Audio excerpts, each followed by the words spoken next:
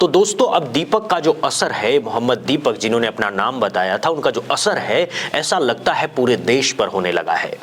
पूरे देश को धीरे धीरे समझ में आने लगा है कि ये जो लोग गले में भगवा पट्टा लटका कर चले आते हैं किसी का भी लाइसेंस जांच करने के लिए, किसी के भी दुकान का नाम देखने के लिए, किसी को रोकने के लिए, ये जो गुंडे हैं इनके सीने में जो दिल है वो छटाक भर का है। हिम्मत इनकी छटाक भर की है। जरा सा इनके साथ टाइट हो जाओ, जरा सा इनके साथ खड़े हो जाओ, जरा सा इनका विरोध कर दो तो ये दुम दबाकर भाग जाते हैं। दीपक के बारे में अब किसी को बताने की जरूरत नहीं है। दीपक का किस्सा तो सारी दुनिया के लोग अब जानते हैं कि किस तरह से अपने एक पड़ोसी मुस्लिम दुकानदार को बचाने के लिए उन्होंने अपना नाम मोहम्मद दीपक बताया था। उसके बाद उनको बहुत धमकियां मिली। कोई जान से मारने की बात कह रहा है, कोई 5 लाख देने की बात कह रहा है, लेकिन वो झुके नहीं।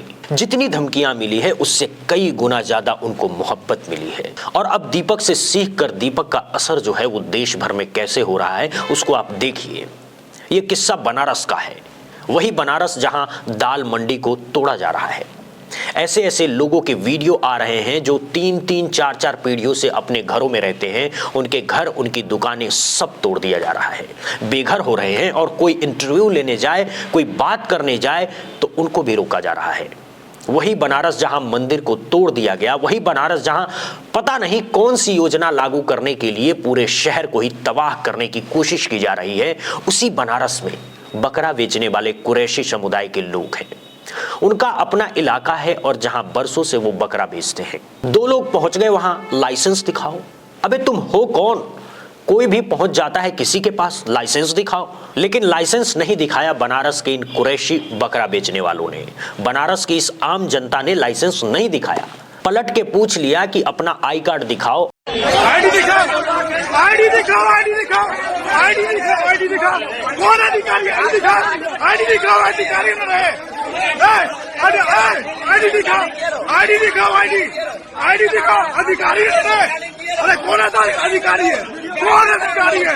आईडी दिखाओ, आईडी दिखाओ, दिखाओ आईडी, दिखाओ आईडी, आईडी दिखाओ, गाड़ी नहीं, दिखाओ आईडी, गाड़ी नहीं, आईडी दिखाओ। अभी बताइए, लाइसेंस की मंडी है, लाइसेंस की मंडी है, 50 साल से चल रहा है।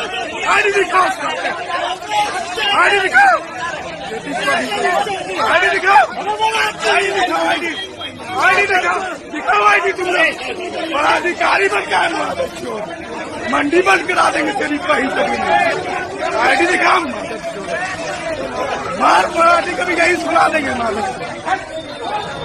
आईडी दिखाओ, दिखाओ आईडी, आईडी दिखाओ। तुम लोग साले भले तुम है लाइसेंस है। 7 साल की मंडी है, 7 साल की मंडी है, 7 साल की मंडी। भाग यहाँ से, भाग यहाँ से।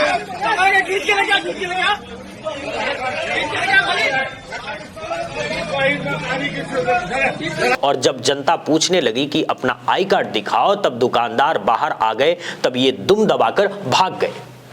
सारी गुंडागर्दी इनके निकल गई। 2 तरह के लोग हो गए हैं। एक तो ये जिनको अपनी नेतागिरी चमकानी है। बताया जा रहा है कि ये लोग बीएचयू के छात्र राजनीति से जुड़े हुए हैं, एबीवीपी से जुड़े हुए हैं। तो एक तो इस तरह के लोग जिनको अपनी राजनीति चमकानी है। मैं आपको यहां याद दिला दूं, बनारस की इस घटना के साथ साथ याद दिला दूं जयपुर की घटना। वैलेंटाइन डे का दिन, लड़के लड़कियां पार्क में बैठे हुए हैं, बात कर रहे हैं। 4 लुहेड़े पहुंच गए, गुंडे भी नहीं कहूंगा, लुहेड़े पहुंच गए 4। दाढ़ी मूछ कायदे से नहीं आई है, पता नहीं 12वीं में पढ़ते हैं या 10वीं में पढ़ते हैं। लठ लेकर पहुंच गए, गले में भगवा पट्टा डाल के पार्क खाली कराने के लिए। लेकिन जब लड़कों लड़कियों ने पार्क खाली कराने की जगह उनसे ही सवाल पूछने शुरू कर दिए, ऐसे शर्मिंदा होकर भागे कि पूछिए मत। पता नहीं किस भैया को फोन लगा रहे थे। शायद उनके यहाँ शाम को चाय पानी मिल जाएगी या सिगरेट मिल जाती होगी, और उनके चक्कर में गुंडागर्दी कर रहे हैं। ये वो लोग हैं जिनको अपनी राजनीति करनी है, और दूसरे तरह के वो लोग हैं जिनको रोज माइक लेकर पहुंच जाना है हिंदू मुसलमान ढूंढने।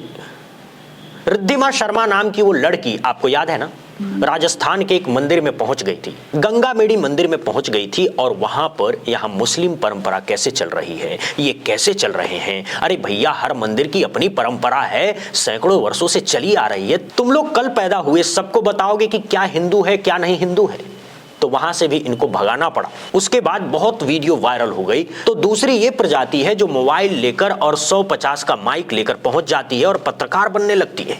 ये पत्रकार नहीं है। अभी दिल्ली यूनिवर्सिटी वाला जो मामला हुआ, उसमें जो लड़की थी, उससे जब पूछा गया कि उसने कहा मैंने ग्रेजुएशन और पत्रकारिता साथ साथ की है। कितने साल की थी मुझे याद नहीं है, पुरानी बात हो गई। 1-1.5 साल पहले मैंने ग्रेजुएशन किया था, मुझे 30 साल से ऊपर हो गए ग्रेजुएशन और पोस्ट ग्रेजुएशन किए हुए। आप मुझसे पूछिए, मैं आपको बता दूंगा कितने साल की ग्रेजुएशन थी, कितने साल की पोस्ट ग्रेजुएशन थी। पहले साल में कौन कौन से पेपर पढ़ाए गए थे, दूसरे में कौन कौन से पढ़ाए गए थे, सब मैं आपको यहां बता दूंगा। अगर पढ़ाई ढंग से की हो तो ये कौन भूल सकता है कि पत्रकारिता की पढ़ाई कितने साल की थी। और पत्रकारिता की पढ़ाई की भी तो माइक लेकर पहुंच जाने से कोई पत्रकार नहीं बन जाता है। ऐसे लोगों को हिंदू मुसलमान चाहिए। किसी मुसलमान बूढ़े को पकड़ लेंगे, उनके मुंह में माइक जबरदस्ती ठूस देंगे। इनका भी केस हुआ था, याद कीजिए। मैं ज्यादा उसको बोलना नहीं चाहता हूं। वीडियो वायरल हुआ था, एक बंदा था झुग्गी झोपड़ी का और उसके पास गई थी एक लड़की, अपना लाइसेंस दिखाओ, कागज दिखाओ। अरे भाई तुम हो कौन? जब सरकारी अफसर आएंगे तो देख लेंगे। पलट के उस बंदे ने कहा कि अगर ये झोपड़ी मेरी नहीं है, मुझसे साबित करने के लिए पूछ रही हो, तो कैसे साबित करोगे कि तुम अपने पिता की पुत्री हो? इस पर तो मैडम भड़क गई, हिंदू शेरनी हूं, फला हूं, ढिमका हूं। सबको सिर्फ वायरल होना है और कुछ नहीं। वायरल हो जाए एक क्लिप और सबको पता है कि हिंदू मुसलमान करने से सबसे जल्दी क्लिप वायरल हो जाती है। तो ये दो तरह के लोग हैं, एक जिनको राजनीतिक चमकानी है और दूसरे वो जिनको अपना चैनल चमकाना है, जिनको वायरल होना है। और इन दोनों लोगों का एक ही इलाज है कि बिल्कुल शांतिपूर्वक, एकदम न थप्पड़ चलाने की जरूरत है, न लठ चलाने की जरूरत है, न कोई भी हिंसा करने की जरूरत है। क्योंकि आपने अगर ये सब किया तो पुलिस को बहाना मिल जाएगा और इनको भी बहाना मिल जाएगा विक्टिम कार्ड खेलने का, और पुलिस को बहाना मिल जाएगा आपको गिरफ्तार करने का। और वैसे भी ये कानून गलत है कि किसी के साथ मारपीट हो। कम से कम मेरे जैसे आदमी इस बात का हमेशा विरोध करेगा कि मार पिटाई से किसी का विरोध किया जाए तो एकदम अहिंसात्मक तरीके से तन जाइए, सामने से मांगिए कि भाई तुम लाओ, तुम दिखाओ तुम्हारा कौन सा सर्टिफिकेट है, तुम हो कौन, तुम्हें यह हक किसने दिया कि हमसे आकर पूछो कि हमारी दुकान का नाम क्या होगा, हमसे आकर पूछो कि लाइसेंस कहां है, हमसे आके पूछो कि जमीन के कागज कहां हैं। सीधे एकदम पलट के सवाल कीजिए, तन जाइए, सामने हो जाइए। ये डर के भाग जाएंगे। अभी गाजियाबाद का मामला है 14 जनवरी का। गाजियाबाद में हिंदू रक्षा दल के लोग पहुंच गए और सैलून पर और हंगामा करना शुरू किया कि बोर्ड पे नाम क्यों नहीं लिखा हुआ है। भाई नाम से बाल कटवाना है तुमको कि कैंची से बाल कटवाना है? सैलून है, नहीं बाल कटवाने का मन है तो मत कटवाओ, बाल कटवाने का मन है वहां रुको। और अगर पॉकेट में पैसा नहीं है तो उसके सामने हाथ जोड़ो कि भैया आज पैसा नहीं है, लेकिन बाल कटवाना बहुत जरूरी है नेता नगरी चलाने के लिए। प्लीज मुफ्त में काट दीजिए या उधार काट दीजिए, उसको दया आएगी तो हो सकता है काट देगा। खैर ये लोग पहुंचे और सैलून पे हंगामा करना शुरू किया। वहां पर भी यही हुआ, जनता खड़ी हो गई घेर कर। जनता ने पलटकर सवाल पूछना शुरू किया कि तुम हो कौन, किस हैसियत से आए हो ये पूछने कि दुकान का नाम क्या होगा और क्या नहीं होगा। और वहां भी वही फिल्म रिपीट हुई है। भाग गए, तुरंत भाग जाते हैं ये लोग। इनके पास कोई ताकत नहीं है। अगर इनके साथ पुलिस नहीं है तो इनके पास कोई ताकत नहीं है। इनके नेता वही हैं जो गिरफ्तार होने पर जेल के अंदर रोने लगते थे। ये सारे लोग, ये सारी बिरादरी जितने अतिवादी होते हैं, चाहे हिंदू कट्टरपंथी हो, मुस्लिम कट्टरपंथी हो, कोई भी कट्टरपंथी हो, जितने कट्टरपंथी होते हैं भयावह रूप से डरपोक ही लगते हैं। ये मेरी जिंदगी का अनुभव बता रहा हूं आपको। इनके सामने अगर आप झुकेंगे तो ये आपके सर पे चढ़कर मूत देंगे, और अगर इनके सामने पलटकर आप जवाब दे देंगे तो इनकी घिग्घी ऐसे बंध जाएगी कि आप सोचिए नहीं। मैंने आपसे शुरुआत में ही कहा था कि इनका कलेजा और इनकी हिम्मत छटाक भर की होती है। वो गले में पट्टा डाल लेते हैं और इनको लगता है कि अब हम बहुत बड़े शेर हो गए हैं, अब हमारा कोई कुछ नहीं करेगा। अभी एक मंदिर के अंदर दुकान का मामला था। दुकान बरसों की थी, वहां पर कपड़े बिक रहे थे, औरतों के अंदरूनी कपड़े बिक रहे थे। बहुत सारे ऐसी जगह आपको मंदिर में मिल जाएगी जहां इस तरह की चीजें मिलती हैं। वहां लोग पहुंच गए, वहां पुलिस पहुंची तो भागना शुरू किया और फिर पुलिस ने उनको गिरफ्तार भी कर लिया है। तो पुलिस भी, मुझे लगता है पुलिस के अंदर भी सारे लोग ऐसे नहीं हैं कि इन्हीं के साथ खड़े होते हैं। बहुत सारे लोग, पुलिस वाले, चाहते हैं कि कानून व्यवस्था बनी रहे और जानते हैं कि ये दो कौड़ी के गुंडे सिर्फ कानून व्यवस्था खराब कर रहे हैं, शहर का माहौल खराब करना चाहते हैं। तो बहुत सारी जगहों पर पुलिस का भी आपको सहयोग मिलेगा। शर्त बस इतनी सी है कि कतई किसी भी हालत में हिंसक मत होइए, हाथ मत उठाइए, लठ मत उठाइए, हो सके तो गाली गलौज भी मत कीजिए। एकदम सीधे शब्दों में तनकर सामने से पूछिए कि अबे तुम हो कौन, तुम्हारी हिम्मत कैसे हुई मेरे दुकान पर पैर रखने की, तुम्हारी हिम्मत कैसे हुई मुझसे लाइसेंस मांगने की, तुम्हारी हिम्मत कैसे हुई जमीन का कागज मांगने की। सरकारी अफसर जब आएगा हम उसको कागज दिखाएंगे, चाय भी पिलाएंगे, क्योंकि वह सरकारी अफसर है, अपनी ड्यूटी करने आया है। गर्मी के दिन में आएगा तो उसको ठंडा पिलाएंगे, अपनी दुकान में बिठाएंगे और कागज दिखाएंगे, और वो कानूनी तरीके से जो करने को कहेंगे वो हम करेंगे। लेकिन सड़क का गुंडा उठकर चला आएगा गले में पट्टा डालकर लाइसेंस पूछने, तो दुकान का नाम पूछने और जमीन का कागज पूछने, कोई दो कौड़ी का बंदा या बंदी हाथ में माइक लेकर हिंदू मुसलमान करने चला आएगा या चली आएगी तो हम उससे बात नहीं करेंगे। जब ये यूट्यूब वाले जबरदस्ती से पूछते हैं आपसे माइक लेके, इनसे बात करने से ही इनकार कर दीजिए, बकने दीजिए इनको, कैमरा इनसे रुकवा दीजिए, इनसे कहिए कि कानूनी बिना मेरी परमिशन के मेरी तस्वीर लेना या मेरा वीडियो बनाने का तुमको कोई हक नहीं है। जहां ये आए वहां से हट जाइए, इनका माइक जहां आए वहां से हट जाइए। एक आदमी जाए और जो कैमरा लेकर बंदा खड़ा है उसके ठीक सामने खड़ा हो जाइए, कैमरे के सामने।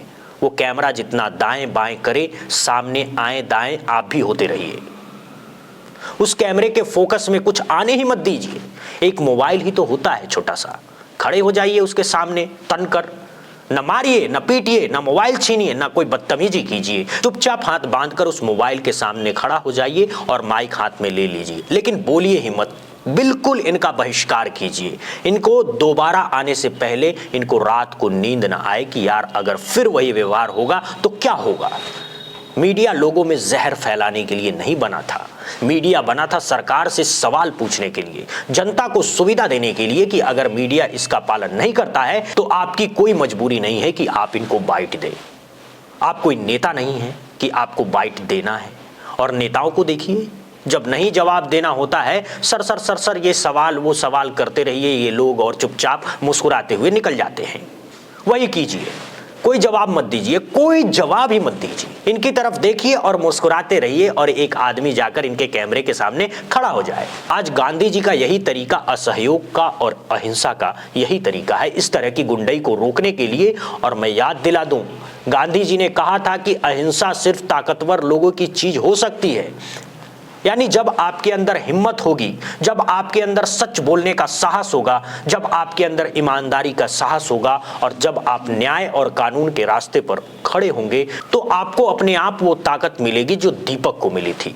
और वो ताकत ऐसी ताकत है जिससे कट्टरपंथी डरते हैं। तो बनारस के बंदों ने जो किया, गाजियाबाद के बंदों ने जो किया, राजस्थान के मंदिर में जो हुआ, बजरंग दल के गुंडों के साथ जयपुर में वैलेंटाइन डे को जो हुआ, वो बताता है कि भारत बदल रहा है।